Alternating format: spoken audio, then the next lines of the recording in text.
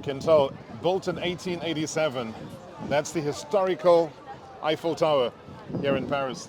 Now, the one thing about history and when things were built also talks about rugby and when those journeys began.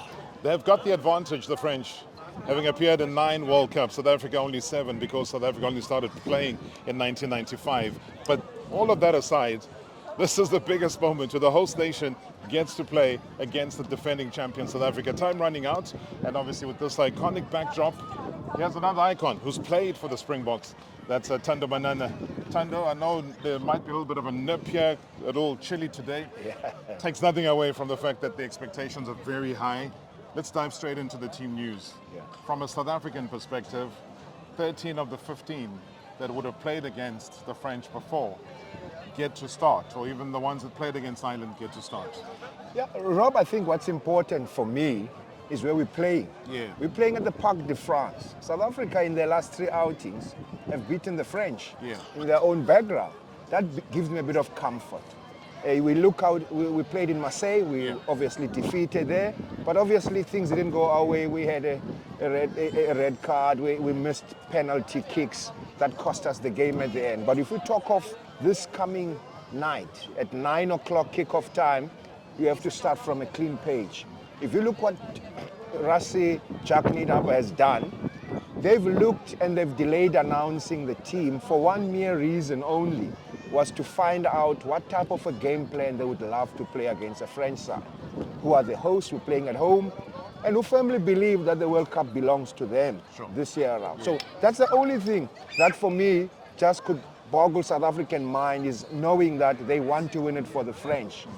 But for me also, the team announcement with the combination of your halfback, that for me was a deja vu moment. I never thought Cobus would start. I always said Faf would start the game. So it tells you that they work on a different combination going forward. Just give me the thinking though, because Cobus Reinhardt has shown game in and game out, when given an opportunity ahead of Faf, that he can deliver. So from your side, what is it that you think he's done right, and what is the thinking from the technical team? Look, I think one thing about Cobus is he's a leading try scorer when it comes to the South African. He scored 4 tries, but also if you look at the execution, he's quick off the mark. He's able to link up with the 10. He's able to link up with the wing. He's got good speed in him. Yeah. So I think speed is also a factor. Not that Faf doesn't have, but also he's not a kicking fly half. So what it tells you is we want more ball in hand, creating those spaces and going for the weak shoulder. But also he's able to go for Jaliba. So Jaliba for me could be someone that we want to play in his channel, which is the first channel, because you've got very, very interesting centers from the French. So with him being there, it tells you we're going to play a quick ball, we're going to play someone who's going to be in front of Dupont and who's got the French understanding, because he plays here for Montpellier. So that thing is some of the things that went for him in this team, but also not that Faf has been having a great World Cup. So for me is going out of the box, thinking out of the box rather, and Jacques Ninaba and Rassie have now said we want to go with a different type of halfback pairing. We experience in the midfield, Jesse Dialinde. We've got a good back three that can play against any country in the world with Willemse, Colby and Kedley Arendse. But here's the thinking, if you give these two the opportunity, they might set the stage alight. And that's what we want to expect from them. Because they've been given the platform with big forwards up front. Right. Experienced forwards. So there's no excuse for them to say they've been going back. But one thing I need to say, our scrums haven't been doing well. I'm a bit worried.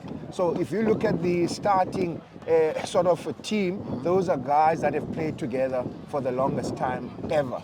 So I think we went there looking to make sure that we nullify our position as a good scrummager, but also I think our lineouts, we're coming up against a side that's line out well. French have been phenomenal in their lineouts. In fact, most of their tries are off the back of the lineout. So they will use walkies, and for me that's important, is set phase, scrums, lineout, Rob.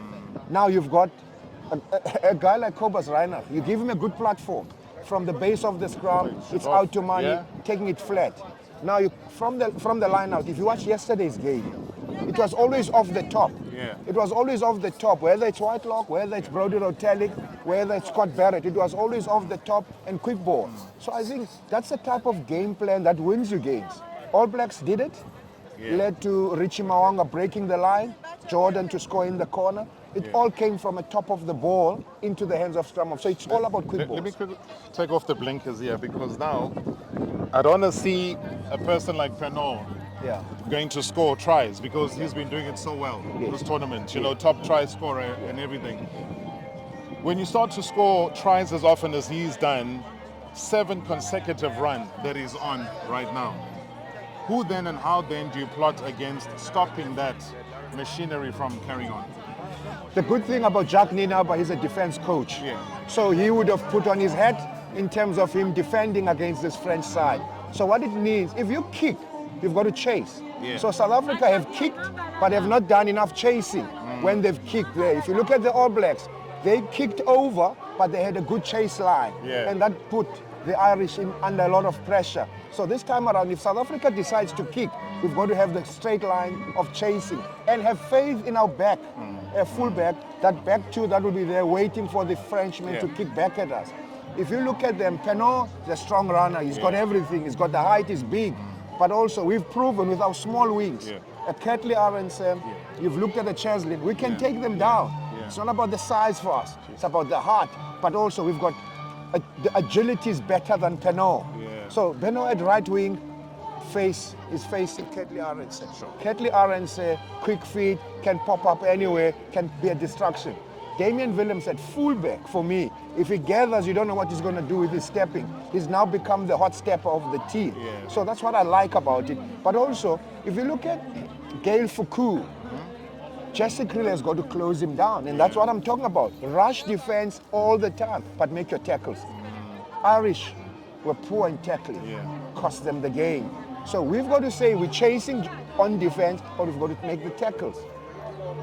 On the breakdown, it becomes an issue. Do we go for breakdown, concede penalties? We're going to be punished. What do? Do we rather stop them there and fan out and defend and make sure we've got numbers both on the blind and also on the open? That for me is important. All right, as you said, that Antoine Dupont, a man who 24 days ago fractured his cheek, was allowed to play, is allowed to play today. And that is a big decider again. Whether or not that's a good decision is left up to the opposition, which is South Africa, to see how they handle that situation. But he has been cleared 100%, but such an integral part, and as a leader for the French, to bring the result that they so desire as well. Tables might have turned. South Africa on 3 occasions world champions. On the flip side, France on 3 occasions runners-up.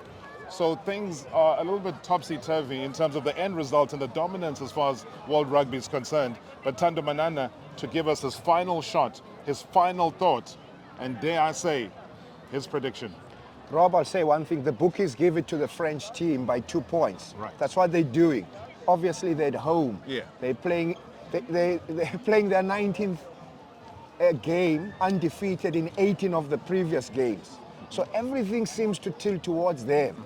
Now I'm saying, as a South African, and I put my Rasi hat on, if we go out there and we play for the country, all right? He's taught us how they went about 2019. It's not about you. It's about the team. It's about the badge. So if we go there and we execute, we've got talent. We've got enough talented players going today in the match day 23. What do we need to do? Take our opportunities when they present themselves. Defend like Trojans, all right, in order for you to win it.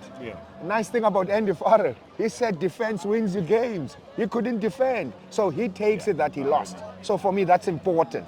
Also, Rob, lastly, for South Africa to win, they've got to play and stick to the game plan. We'll find out what the game plan is, who they target. I don't think they'll target a Dupont. I think Dupont himself will always be wary in going to anyone of the cheek. It plays in the mind. So we've got to worry about the other players and not about Dupont. Rugby is about a 15-man sport, not about an individual. His class, he's got everything, but we've got class too. If I name you Damien Dialinda, he's played 75 tests, he's won a World Cup. The Frenchmen have not won the World Cup. Yeah. They don't know what it feels to taste, and to hold it in a change room and sing "Alle Bleu." As I said, 4 times rugby championship winners, 3 times world champions. That is the story of South Africa. The dominance on the global stage is something that they'll be carrying on to the Stade de France. What a moment in time for South Africa. You talked about wearing the Rassie hat. I think it's time to take your Thando Manana hat off, sir.